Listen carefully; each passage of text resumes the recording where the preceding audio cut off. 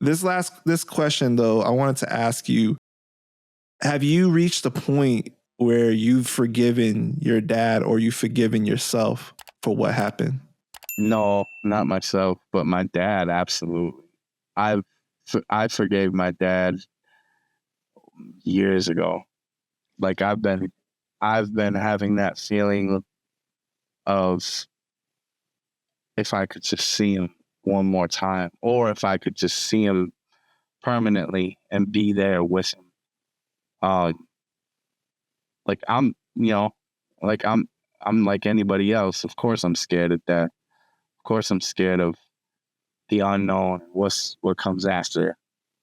But I'm not scared of if any of it entails me being with my pops, I'm not scared of that. So why do you think that it's so hard for you to forgive yourself over that situation?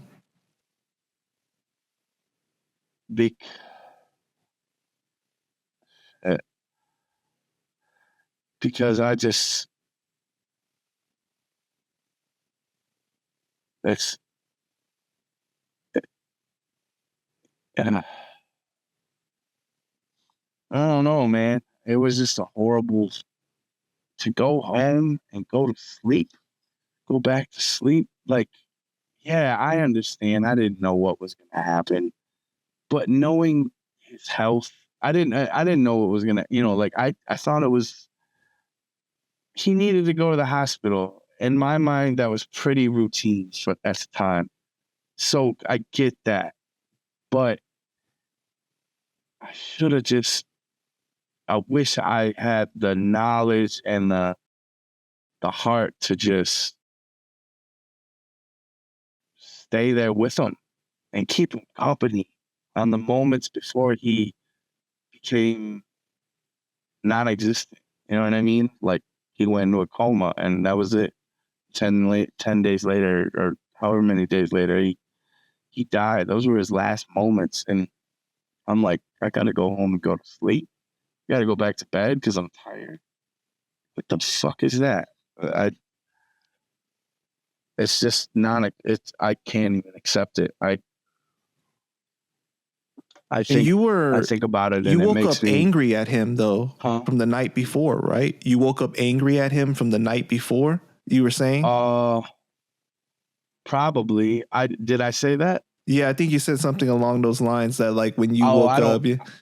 I don't know if I was angry at him the night before, but usually that was the case. Like I said, we're always butting heads and shit like that. But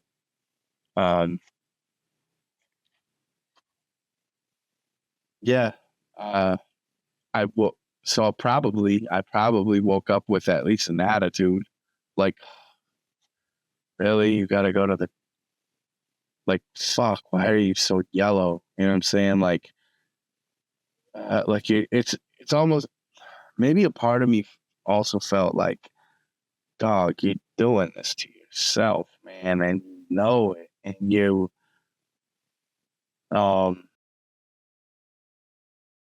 you just keep on doing it. Like you're killing yourself, and you know you're gonna die, but you're killing yourself quicker.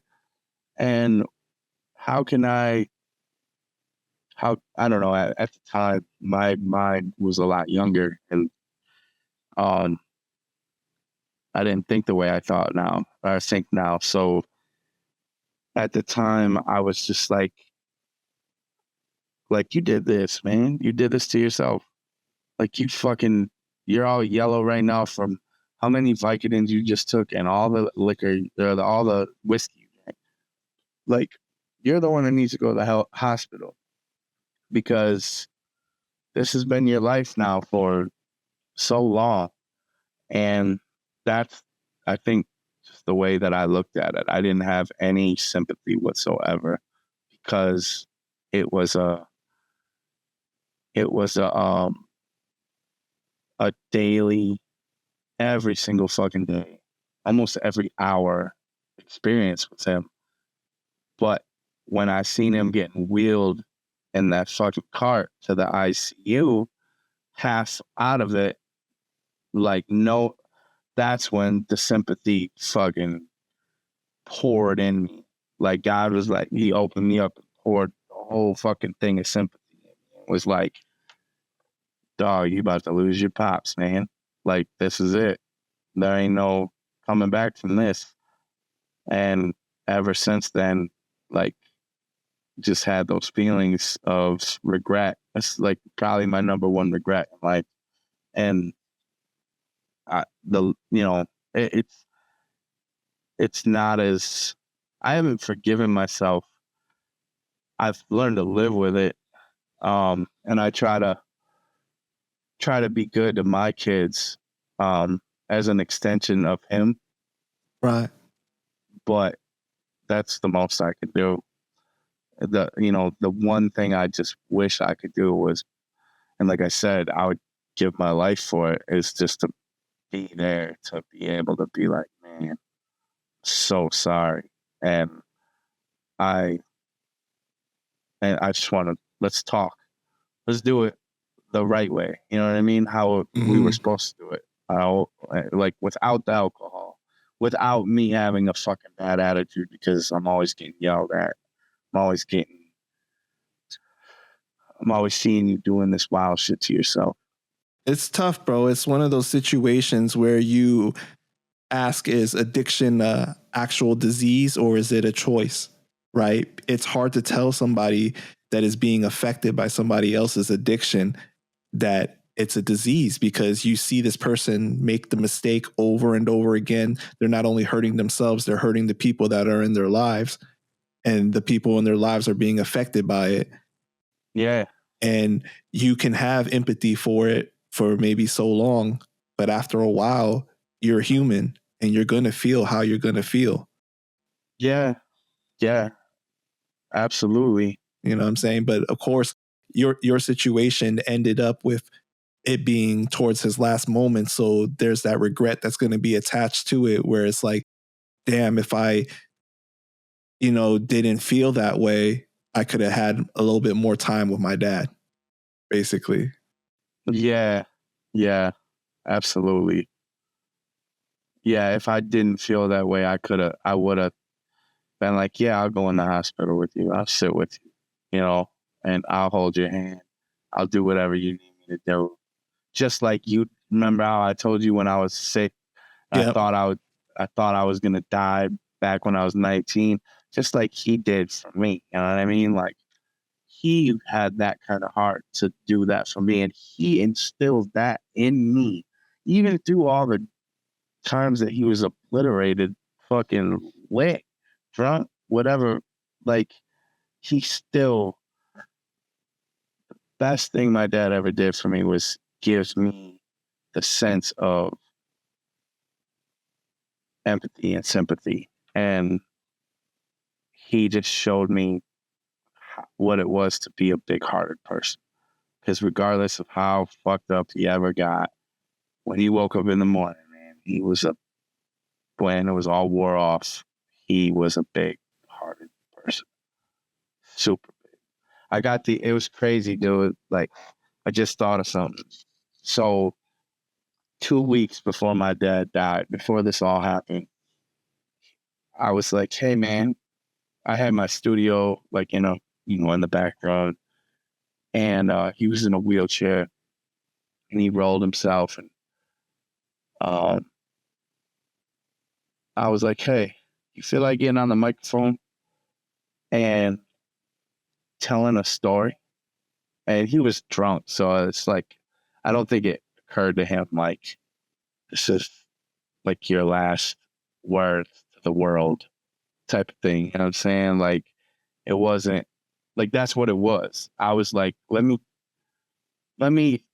get him talking, so I'll always have like this audio of him just whatever he's about to say. You know what I'm saying? And he's like, yeah. And he was drunk. So but he wasn't mean drunk. He wasn't like in that kind of mood. He was Just more feeling like nice. he was feeling nice. He was feeling a little playfully sarcastic, like, hey, well, motherfucker. You know what I'm saying? Or just just being funny. He wasn't being an asshole. Uh, but I invited him in the studio and I was like, here's the microphone. I'm just gonna ask you some questions, Dad, and you just ramble out whatever comes to your mind. And I swear I got like a half an hour of him just talking shit. And he was talking about some stuff about his parents. He was alcohol.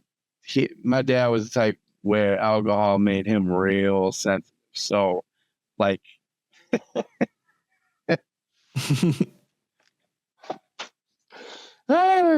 some shit I can laugh at. When my dad really, like, towards his later years, he started liking country. Never liked country when I was growing up as a kid, but for some reason, I don't know, he just started liking it. And I would have to drive. So everywhere we went, he would, if he got in the car, the radio was his. Like, we ain't listening to that rap shit. I know he's like, cut that rap shit off. Like, we're listening to country. He'd always be drunk, and he wouldn't know the words to a song, but he would think like, I know the words to this, or maybe he had heard it once or something. But almost like a bloodhound or something, like howling to music. That's how my dad would think that he knew the words, so he would try to keep up with the song. So like if the song was like,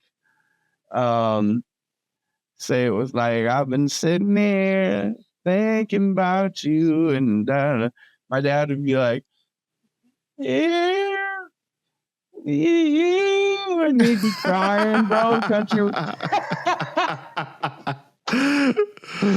That's some of the funniest moments I've ever seen. I mean, he was crying and shit, but I couldn't help it. He was like, I'm like, yeah, you don't even know what you're singing right now, but like something about the country, just he felt it. He was like, and he was crying, and he would be crying. But okay, but yeah, so that, I mean, that's some funny shit. But in this like 30-minute whatever, all these audio recordings I got of him, he went from everywhere from crying to yelling at the microphone because I was asking him questions about, like, tell me about grandma and grandpa, his mom and dad.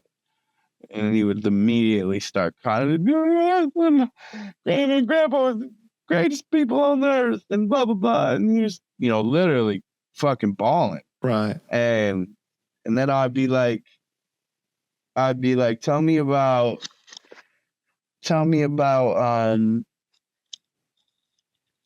don't know, tell me about working at GM. Because he worked there for a long time before he was forced to retire. And it's like, yeah, man, we would bring some cocaine in there. We would do cocaine. We would do our jobs like crazy. Like, we would get it done quick and fucking, like, keep us all into that shit. And it's just funny, like all that shit that he talked, and that I still have those too. I need to go back and listen to them. I haven't listened to them in a long time, but it was cool. But yeah, I don't know why I told this story, but he just imagining him in the car trying to sing along. And oh shit, bro. Can I say something to you? Yeah, for sure. Sean, I think you should forgive yourself, because I think he's looking down on you and he's forgiving you and he's proud of you, bro. I appreciate that, man. I appreciate that. It's easier said than done. I would like to think that he's looking down and he's proud and he sees who I am and what I am and all that stuff. Yeah, it's just hard to, fully take away the regret of what had happened. You know what I mean? I know. So, but yeah, I mean, it's not killing me. Right. So, but it's made you a better father though too. Right. Absolutely. It's taught me lessons that without that, I wouldn't be the same person. So through all that, you know, maybe it stood for something. Yeah. All right, bro. I just want to thank you for your time, man. Is there anything else you want to say to the people before we go ahead and wrap it up? Nah, man. This has been a dope ass interview conversation, man. I appreciate you and how how good you are at doing this. Like, other people need to take notes for real. You've never had an interview like this? Never. And never a long one like this too. Never this long. I mean, maybe I contributed to that a little bit from me rambling on every fucking little story that I'm going on about. I still got like 5 questions I didn't get to ask, but we're going to save that for part 2. Okay. Yeah, let's do a part 2, man. Yeah, eventually we're going to do a part 2. That'll be dope, 6 hours long. Right.